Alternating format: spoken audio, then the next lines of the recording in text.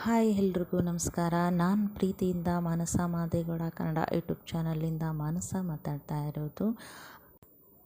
ಯಾರೆಲ್ಲ ಮೊದಲಿಗೆ ನನ್ನ ವಿಡಿಯೋ ನೋಡ್ತಾ ಇದ್ದೀರಾ, ಯಾರು ಇನ್ನೂ ಸಬ್ಸ್ಕ್ರೈಬ್ ಆಗದೆ ವಿಡಿಯೋ ನೋಡ್ತಾ ಇದ್ದೀರಾ, ಪ್ಲೀಸ್ ಸಬ್ಸ್ಕ್ರೈಬ್ ಆಗಿ ವಿಡಿಯೋ ನೋಡಿ ಅಂತ ಹೇಳ್ತಾ ಪ್ರೀತಿಯಿಂದ ಮಾನಸ ಮಾದೇಗೌಡ ಕನ್ನಡ ಯೂಟ್ಯೂಬ್ ಚಾನಲ್ಗೆ ಆತ್ಮೀಯವಾದ ಸ್ವಾಗತ. ಈ ಹಿಂದೆ ಕೊರಗಜ್ಜ ಸ್ವಾಮಿಯ ಗಾಯತ್ರಿ ಮಂತ್ರದ ಬಗ್ಗೆ ನಾನು ಈ ಹಿಂದೆ ವಿಡಿಯೋ ಮಾಡಿದೆ. ಆ ವಿಡಿಯೋಗೆ 21,000 ಜನ ಆ ವಿಡಿಯೋನ ವಾಚ್ ಮಾಡಿದ್ದೀರಾ. ಎಲ್ಲರಿಗೂ ನನ್ನ ನಮಸ್ಕಾರ. ಆ ವಿಡಿಯೋ ನೋಡಿದವರು ಪ್ರತಿಯೊಬ್ಬರಿಗೂ ಥ್ಯಾಂಕ್ ಯು ಅಂತ ಹೇಳ್ತಾ ಈ ವಿಡಿಯೋನ ಶುರು ಮಾಡ್ತಾ ಇದ್ದೀನಿ. ಈ ಫೋಟೋದಲ್ಲಿ ನೋಡ್ತಾ ಇರೋ ನಟಿ ಹೆಸರು ಇಳಾ ವಿಟ್ಲ ಅಂತ. ಇವರು ಕರ್ನಾಟಕದ ಫಿಲ್ಮ್ ಹೀರೋಯಿನ್ ಹಾಗೂ ಕಿರುತೆರೆಯಲ್ಲಿ ಸಹ ನಟಿಸಿದ್ದಾರೆ. ಈ ನಟಿ ಇತ್ತೀಚೆಗಷ್ಟೇ ಮಂಗಳೂರಿನ ಕುತ್ತಾರು ಕೊರಗಜ್ಜ ಕ್ಷೇತ್ರಕ್ಕೆ ಭೇಟಿ ನೀಡಿದ್ದಾರೆ. ಈ ಸಂದರ್ಭದಲ್ಲಿ ಯೂಟ್ಯೂಬ್ ಚಾನಲ್ಗೆ ಸಂದರ್ಶನ ನೀಡಿದ್ದಾರೆ. ಈ ಸಮಯದಲ್ಲಿ ನಟ ಶಿವರಾಜ್ ಕುಮಾರ್ಗೆ ಅಂತ ತೆಗೆದಿಟ್ಟ ಪ್ರಸಾದವನ್ನು ಆತ್ಮೀಯರೊಬ್ಬರು ಈ ನಟಿಗೆ ನೀಡಿದ್ದಾರೆ. ಈಕೆ ಮಂಗಳೂರಿನವರಾದರೂ ಸಹ ಅಜ್ಜನ ಕ್ಷೇತ್ರಕ್ಕೆ ಒಂದು ಬಾರಿಯೂ ಭೇಟಿ ನೀಡಿರಲಿಲ್ಲವಂತೆ. ಆದರೆ ಒಂದು ವಾರದ ಹಿಂದೆ ಆಕೆಗೆ ಅಜ್ಜನ ದೇವಾಲಯಕ್ಕೆ ಹೋಗಬೇಕೆಂದು ಆಸೆಯಾಗಿತ್ತಂತೆ. ನಾನು ಹುಟ್ಟಿದ್ದು ಅಡ್ಯಾರಿನಲ್ಲಿ. ದೊಡ್ಡಪ್ಪನ ಮನೆಯಲ್ಲಿ ಭೂತಕೋಲ ಇರುತ್ತಿತ್ತು. ಹೀಗಾಗಿ ದೈವಗಳ ಬಗ್ಗೆ ನನಗೆ ನಂಬಿಕೆ ಬಾಲ್ಯದಿಂದಲೇ ಗೊತ್ತು. ಕೊರಗಜ್ಜನ ಬಗ್ಗೆ ನನಗೆ ಸಾಕಷ್ಟು ಅನುಭವವಾಗಿತ್ತು. ಅಜ್ಜನ ಕಾರಣಿಕದ ಬಗ್ಗೆ ನನಗೆ ಸಾಕಷ್ಟು ನಂಬಿಕೆ ಇದೆ ಎಂದು ನಟಿ ತಿಳಿಸಿದ್ದಾರೆ. ನಿಮಗೂ ಕೊರಗಜ್ಜನ ಕಾರಣಿಕದ ಅನುಭವವಾಗಿರುವುದೇ ಎಂಬ ಯೂಟ್ಯೂಬರ್ ಪ್ರಶ್ನೆಗೆ ಅವರು ಹೀಗೆ ಉತ್ತರಿಸಿದ್ದಾರೆ. ನಾನು ಕೊರಗಜ್ಜನಿಗೆ ಹರಕೆ ಹೇಳುತ್ತಿರಲಿಲ್ಲ. ಸ್ವಾಮಿ ಕೊರಗಜ್ಜನ ಕತೆ ಕೇಳಿದ್ದೆ. ಅದನ್ನು ಕೇಳುವಾಗ ನನಗೆ ಅನ್ನಿಸಿತು ಎಷ್ಟೊಂದು ಕಷ್ಟಪಟ್ಟಿದ್ರು ಅಂತ.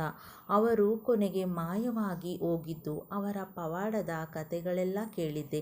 ನನಗೆ ಅವರ ಕತೆ ಕೇಳಿದಾಗ ಪಾಪ ಎಷ್ಟು ಕಷ್ಟಪಟ್ಟಿದ್ರು ಅನ್ನಿಸ್ತಿತ್ತು. ಹೀಗಾಗಿ ಅವರ ಜೊತೆ ಯಾವುದೇ ಹರಕೆ ಕೇಳುತ್ತಿರಲಿಲ್ಲ ಎಂದು ನಟಿ ಹೇಳಿಕೊಂಡಿದ್ದಾರೆ. ಈ ನಟಿ ನಟಿಸುತ್ತಿದ್ದ ವಸಂತ ರುಕ್ಮಿಣಿ ಶೂಟಿಂಗ್ ವೇಳೆಯಲ್ಲಿ ಅವರು ಹೊಸದಾಗಿ ತೆಗೆದುಕೊಂಡಿದ್ದ ಮೊಬೈಲ್ ಕಳ್ಳತನವಾಯಿತಂತೆ. ಅದನ್ನು ತೆಗೆದುಕೊಂಡು 1 ವಾರವಾಗಿತ್ತಂತೆ ಅಷ್ಟೇ. EMI ಕೂಡ ಕಟ್ಟಲು ಇನ್ನೂ ಆರಂಭಿಸಿರಲಿಲ್ಲವಂತೆ. ಗೆಳತಿ ಹೇಳಿದಂತೆ ಕೊರಗಜ್ಜನಿಗೆ ಹರಕೆ ಕಟ್ಟಿಕೋ, ಹರಕೆ ಕಟ್ಟಿದ ತಕ್ಷಣ ಮೊಬೈಲ್ ಸಿಗುತ್ತದೆ ಅಂತ ಹೇಳಿದ್ದಕ್ಕೆ ನಟಿ ಹೀಗಂದರಂತೆ, ಅಯ್ಯೋ ಮೊಬೈಲ್ ಯಾರೋ ಕದ್ರೆ ಕೊರಗಜ್ಜ ಹೇಗೆ ಕೊಡ್ತಾನೆ ಅಂತ.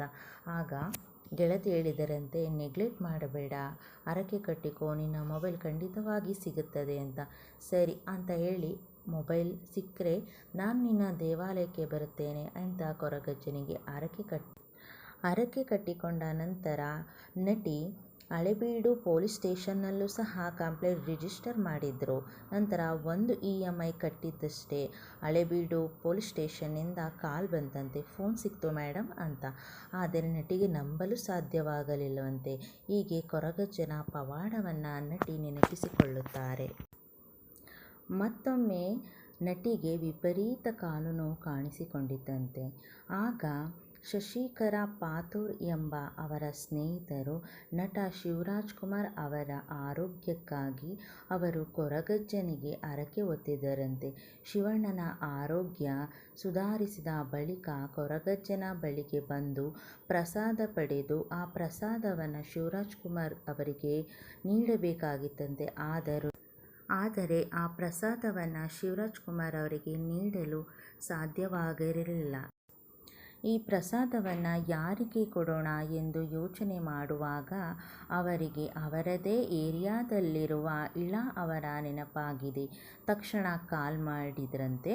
ನನಗೆ ಖುಷಿ ಆಯಿತು, ಪ್ರಸಾದ ನನ್ನ ಬಳಿಗೆ ಬಂತು ಎಂದು ನಟಿ ಹೇಳಿದ್ದಾರೆ. 2 ತಿಂಗಳಿನಿಂದ ನನಗೆ ಕಾಲು ನೋವು ವಿಪರೀತ ಇತ್ತು. ವರ್ಕೌಟ್ ಮಾಡಲು ಆಗುತ್ತಿರಲಿಲ್ಲ.